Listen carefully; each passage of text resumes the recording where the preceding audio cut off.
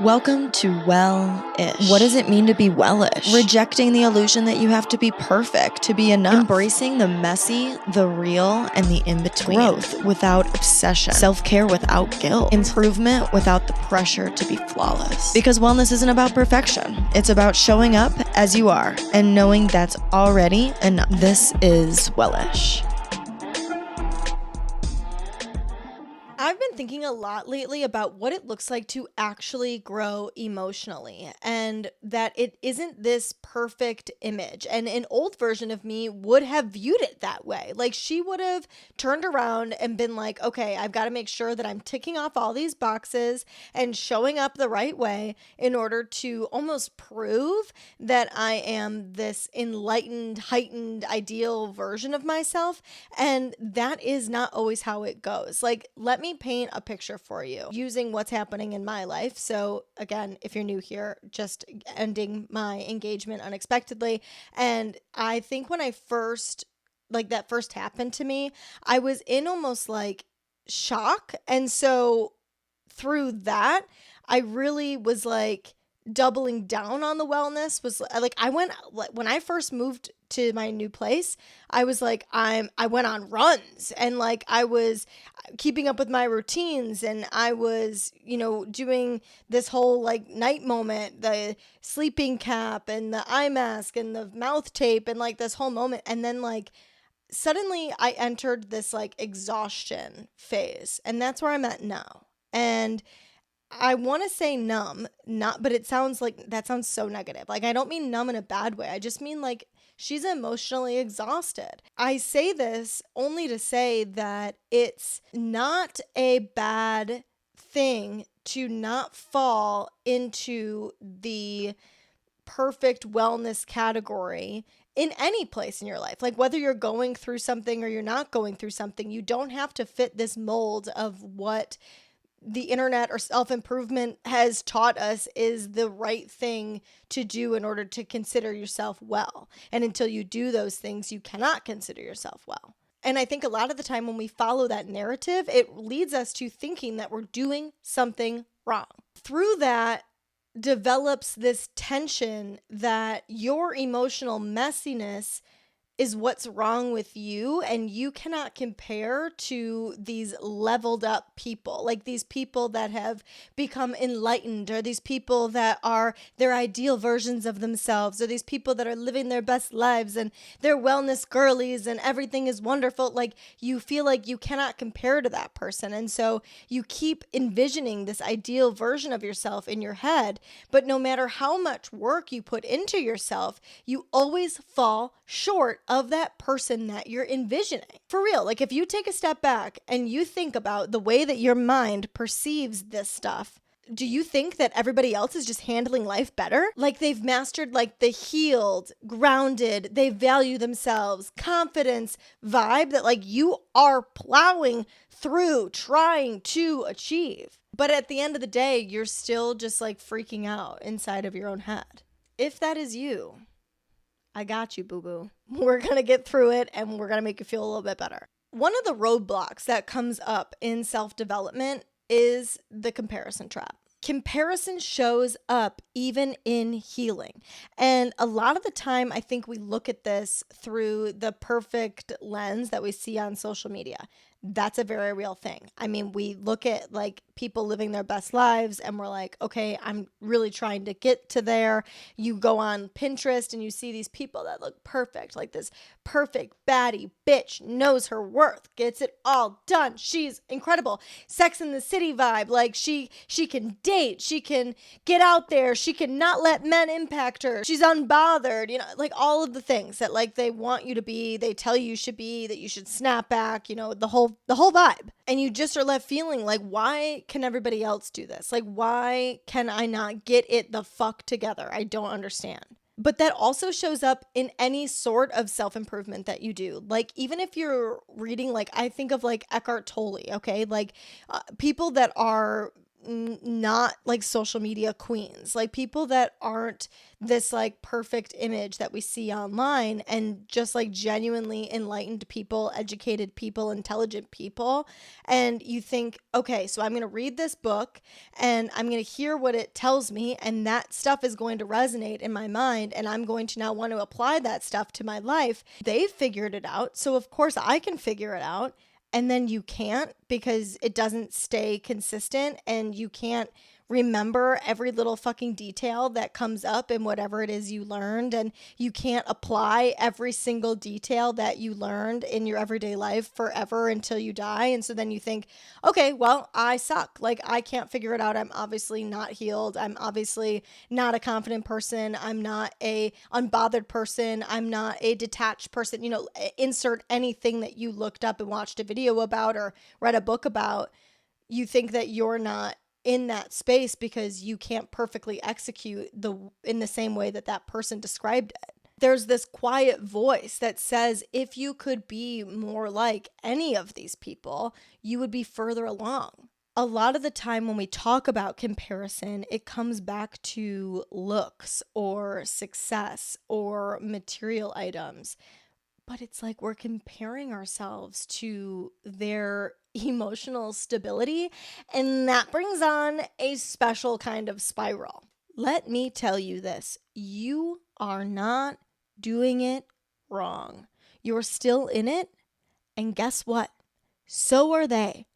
Everybody that you listen to, everybody that you see, it is only a snapshot of their reality. They are not going to show you their spiral. Take me for an example. Like, I can sit here and tell you all of this wellness stuff. You know, I am a very evolved person. I'm a very mentally strong person. I'm a very emotionally intelligent person.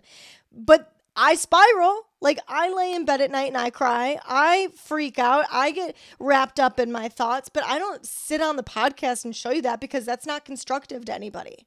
Like, that's the reason. Like, also, like, you know, there's a whole bunch of shit. You don't want to tell people your private stuff. You know, you don't want people to know about all of the ins and outs of the way that your mind works. If you told everybody your thoughts, they wouldn't be your thoughts anymore. So you keep it to yourself. And that applies to absolutely everybody, from the people that are super educated and intelligent and write these kick-ass books, to the people that are influencers on the internet, to the people that are psychologists and doctors. Like, everybody's got their shit. And they just, you don't see it all. You don't see every little tidbit of it. So you can listen to their advice, and you should listen to their advice, because they know what they're talking about. But that they know what they're talking about because they experience it. There is such an illusion that because they're talking about it, it means that they've overcome it and they don't deal with the negative anymore. That is not true. That's not reality. Two things exist at the same time. You can understand and handle things a hell of a lot better, and you can always improve and build on your mental strength and your emotional intelligence, so that you don't come from such an unhealed, bothered place. You get better at those things. Just like anything else you get better at. Painting a picture, throwing a baseball, anything else. You get better at those things, so you don't feel fully consumed by it, and you can move through it with awareness and intention. But it doesn't mean you don't move through it. You still experience those things. Because of that, I really want to paint a picture. Like, I really want to explain to you guys, show you guys what real, genuine emotional growth looks like. Not this ideal version, this perfect, pretty picture little version that, like, yeah, I'm this evolved queen. I'm this bitch that gets everything right. I am unbothered, and I'm healthy, and I value myself, and I'm confident, and I move with grace and elegance and get everything right. That's the goal. Like, we can work towards that goal. I'm working towards that goal. I want to be that. You can be that. This isn't to say that you can't be that. It's just to say that that's not what real emotional growth looks like. You be that, but you also experience feelings. You also experience the negative. So what does that look like? The first thing that I want to get through your head is it does not look graceful. It is still spiraling. You will still spiral, but It's catching yourself sooner rather than later. If I look back on myself and on my mind, I used to be in a space, in a headspace that just spiraled. Like that was all I did. I didn't allow myself the space to say, hey, I'm spiraling. I should stop. That wasn't a thing. My brain consistently existed in spiraling mode. Anything that I experienced, any hardship, any challenge, I spiraled on it. And that was the way my brain operated, was in a spiral, in rumination. Now I recognize when I spiral and I can stop myself from spiraling because I recognized it. It didn't go from point A to point B. I had to get through that. I had to first recognize it and build the habit of recognizing it, and then try to distract myself in order to stop the spiral and do things to get through that. It was a practice, a years and years long practice. But now I can get to a point that I say to myself, I'm spiraling, and try to stop it because I recognize it for what it is. I recognize that my thoughts are not me. I recognize that it is my brain's way of trying to survive because she's problem solving in order to gain any sort of control that she can over a situation that is fully out of my control. But the spiraling doesn't help me. The spiraling doesn't make me feel good. So if I can recognize and get in front of it and stop it sooner rather than later, that's what emotional growth looks like. That's the real shit. Not doing it at all, because that's monk level. Like, to not get to that at all, to not do that at all. I mean, okay, like literally genuinely, let's think about what that would look like to not spiral at all, okay? You would live in a fucking white box. Like, you would live in a small room with bars. Like, you would be in a straitjacket. Like, not literally, but like the fact that like you would have nothing. Like, you would have to live the cushiest, coziest, perfect little life and not experience anything out in the world that makes you think. Because anything that makes you think, which is anything in general, could lead to a spiral. The things you say to a friend, the experiences you have with your family, the things you experience with a romantic relationship, an interaction with your boss, an interaction you have with the barista at a bookstore. Like, I will spiral about that. I will literally sit there and interact and like say like some weird awkward thing. And as I'm walking to my table with my scone and my coffee, I'm like, ew, why did I say that? Why would I say it like this? And I repeat it in my head 19 times and I'm like, you cringe little bitch, you know?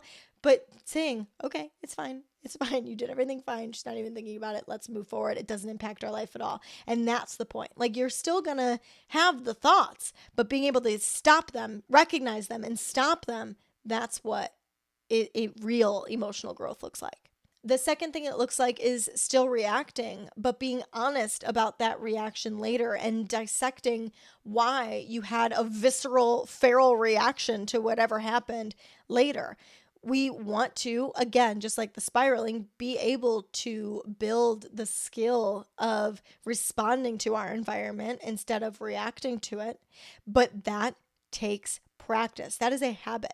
If you literally spend the day just for fun thinking to respond instead of react by pausing before you respond to anything, you will quickly recognize, like, literally, I don't even do it for the full day. In the next half hour after you listen to this episode, anytime you interact with anybody, think how often you would have to pause to respond before you react in a conversation instead of just reacting. Like, anytime you conversate, you're just like, ba-ba, ba-ba, ba-ba, ba-ba, going back and forth with this person because you're just that you've done it that way your whole existence ever since you learned how to talk. So it is a practice in order to get that way. So a lot of the time we try to get better at that, and it is something you should put effort into if you are reacting poorly a lot of the time and in anger a lot of the time.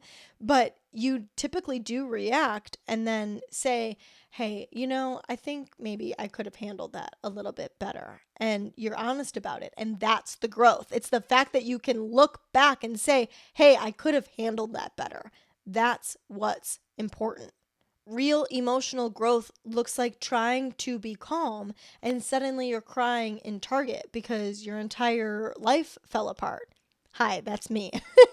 Like you try to, you're like, I can do this. It's fine. Everything is fine. And then like something triggers you and suddenly you're upset, and that's okay.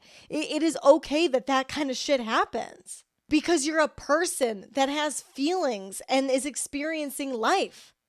Emotional intelligence is not about doing it perfect. It's not about getting it right. It's not about being this picture perfect vision of what we think that we're supposed to be because that's what's been depicted in the media or in books or wherever the fuck we learned this.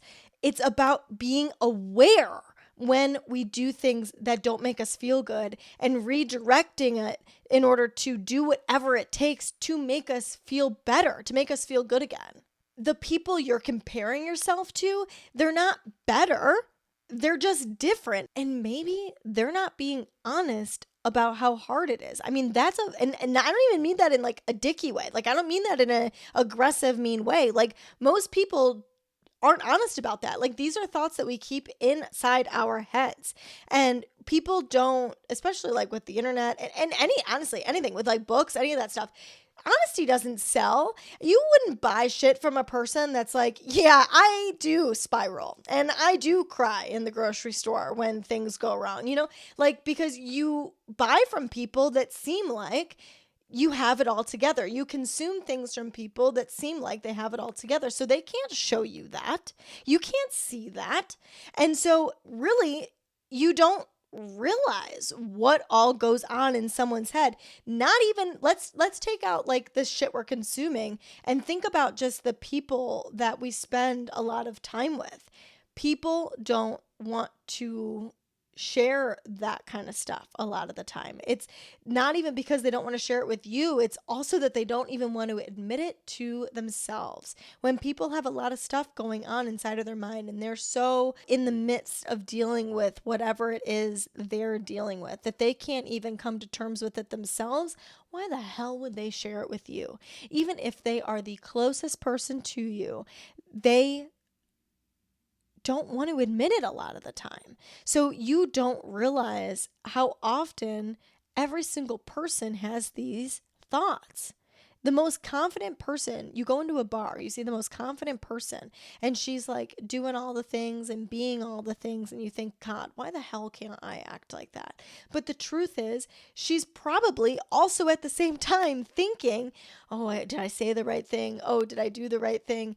And then she goes, you know what? I don't care. Absolutely. I did the right thing because I was acting authentically and blah, blah, blah. Like she does what she maybe can catch herself sooner than you can. And that's the difference. But it's not in a means of comparison. It's just that we're different. We're all on this different learning curve. We all are experiencing different things and have been exposed to different things. So there isn't a perfect timeline for us all to learn this shit. You have to be able to incorporate it into your life in the way that best works for you. And the way that best works for you is going to be different than the way that best works for somebody else. You are not supposed to be like them. There is this fantasy of becoming someone else in order to reach this ideal version that you're picturing in your mind.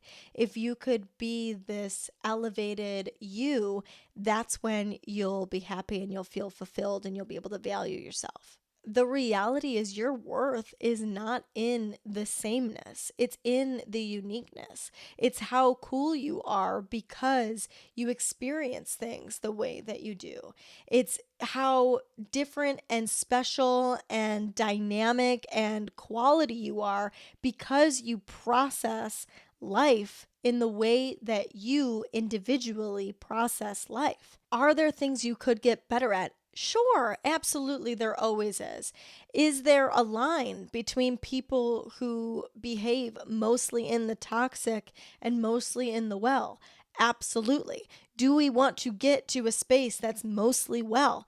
Absolutely. But no matter what, try to flip the comparison. What are you doing well that other people wish they had? Because I guarantee you there is something. Even if you are someone who is mostly in the toxic, I can think of this for myself. I can think of toxic fucking people. Okay, I think of like, when I say that out loud, I think of when I was in high school and girls would like fight in the foyer of my high school, and they would like get wild and they would like physically fight and like stand up for their shit and like what they believe in. And all I could think when that kind of stuff would happen was, God, that would never be me. Like, I'm not strong enough to do that. Like, I'm not bold enough to do that. I'm not wild enough to do that. And I would love to be those things. So, like, even though you're not behaving right, even though you're not behaving in the picturesque, perfect way, there are still people out there who want to be like you. There are still people out there who want to have the courage that you have to be that wild. Now, is that not a great way to be? Like, would you be more peaceful? Would you be happier if you didn't act that way? Sure. But how fucking cool is it that like there are people out there that could still envy what it is you're doing because you have the courage to show up in that way? Even if it's not even coming from a place of courage, even if it's coming from a place of fear or whatever, but it's the fact that like people still compare themselves to you. So take that with the idea that like you're comparing yourselves to other people, and you might be comparing yourself to something that they don't like about themselves, you know? It's you cannot compare. People always want what they don't have. You have to celebrate the version of emotional strength that looks like you. Like, what does emotional strength look like for you? Not your favorite influencer, not the person that you're reading a book about or whatever. Like, what does it look like for you? And the fact that emotional strength is dependent on what it looks like individually is not something that I swear I think is talked about enough. Like, it is going to look different for every single person. Now, are there like specific things, like specific guidelines, like things that we could try to emulate and things that we could learn and general topics that we can try to improve upon?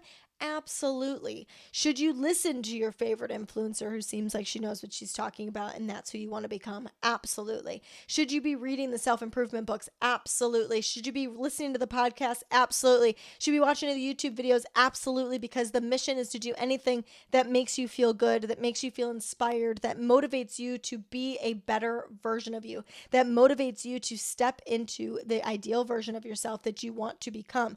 That is what we should be doing. But it is not going to look exactly how somebody else has made it look.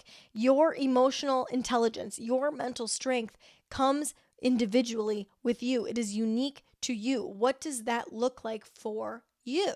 Is it someone who is quiet? Is it someone who is thoughtful? Is it someone who is outspoken? Is it someone who is self-aware? Is it someone who stands their ground? What does it look like for you? And knowing that that doesn't mean you have to be that every second of every single day until the day you die. You can be that and still be messy. Like, you can do that and still get things wrong. That doesn't make you less emotionally strong. You just continue to work to build that emotional strength. The goal is to feel good more of the time than not. I think for me, this comes up when I see people that seem to have it all figured out. Like, if I look up anybody and they seem to have like this fun, fulfilling life, like they're going to things, they're at games, they're at dinners, they're at parties, they're traveling, like they seem to have like this full quality, fun, exciting, adventurous life. And so I can't help but compare myself to them. And suddenly I'm like rapid chat GPTing, like, what is my life supposed to look like? Like, well, I don't want to have just this normal, mundane, everyday life. Like, I don't want to, like, I feel like I don't need to like do anything. Like, I don't need to be Kim K, for the love of God, but like, I just want to enjoy my life. So like, what do I need to do in order to enjoy my life? Like, what does it even look like? What should my day-to-day be? Like, explain this to me more. And I get stuck in that sort of spiral. But being able to catch that and appreciate what's happening and say like, okay, I can take these nuggets of what I'm wanting from life and appreciate that, but then saying, okay, let's come back to my own timeline. Like, I am going to trust the process. I do not want to live in this rigid take action mentality that I think I have been doing for a very long time. Like, it's this toxic self-help vibe that I think like, you got to take action, you know what I mean? And like, that is true, but I just want to go with the flow, man. Like, I don't want to like be doing all of this stuff all of the time. Like, I just want to enjoy my life for what it is and allow me to make decisions when I make the decisions, and trust that like when I feel like doing something, I will do it, and when I feel like making change, I will, and when things come up for me, I will jump on those opportunities, and when life happens, I will make choices in how I react to the things changing in my life, and know that that is action. I allow my energy to be more in a space of acceptance and surrender and openness, because it genuinely makes me feel better and feel more like myself to be in that space. Does it make those feelings of I'm not doing enough and overachiever and all of this stuff like go away? No, but it's helpful. And I hope to continue to build on that and trust in that. And I hope that I can learn through example that I don't have to do crazy shit in order to enjoy my life. This week, I want you to name your version of emotional strength. What does that look like for you? Is it softness? Maybe it's introspection. Maybe it's being honest about not having it all together. Maybe it's your bravery. Maybe it's your strength. Maybe it's your ability to feel things so deeply that you have such a big heart that you have the capacity for that. Don't look at everything else to give you direction on defining what your emotional strength is. Look inward. What is it that you experience a lot of the time? What emotion do you feel a lot of the time? What thoughts do you have a lot of the time? And how does that link to what your individual, unique emotional strength is? Let me assure you that you are not doing anything wrong. You're not doing anything wrong. You are just becoming in your own way. You're not supposed to be like them. You're not supposed to be like anybody that isn't you, and you don't have to be in order to feel good. Emotional strength isn't about perfection. It's not about getting it right. It's about persistence and consistency. It's about recognizing where you can be more diligent and where you feel really proud of yourself. If you feel a little inspired, if you feel like, oh my God, like this totally resonated with me, you can journal about it. You can ask yourself, what does emotional strength look for me right now? Where am I growing, even if it's messy, even if it's not perfect? Take a deep breath. You got it under control. The fact that you're here and you're listening and you're improving and you're trying speaks volumes. You got it under control. Have a little bit of faith in yourself, because I have full faith in you. If anything in today's episode resonated with you, please share the show with a friend. And for the love of God, rate and review the show. I really appreciate it. Some of you guys have been rating and reviewing lately, and I need it. I appreciate it. It really helps the show keep going and show me what you guys want to hear more about. So keep it up. I really appreciate it. But if you haven't done it yet, get on it. What are you doing? What are you even doing with yourself and your life? You should be doing that. It takes 2 seconds, for the love of God. If you want a closer view on my daily lifestyle, make sure to follow my Instagram at sarah.rittendale, and any sort of show updates or any other daily self-improvement, you can follow me on Instagram and on TikTok at Wellish Podcast. at this current stage of my life, she's doing good. She's doing all right. But you guys really do give me a reason to smile and feel excited for something and to get up and shower. So I appreciate you from the bottom of my heart. And I'm so excited to talk to you guys next week. I will talk to you then. Bye, guys.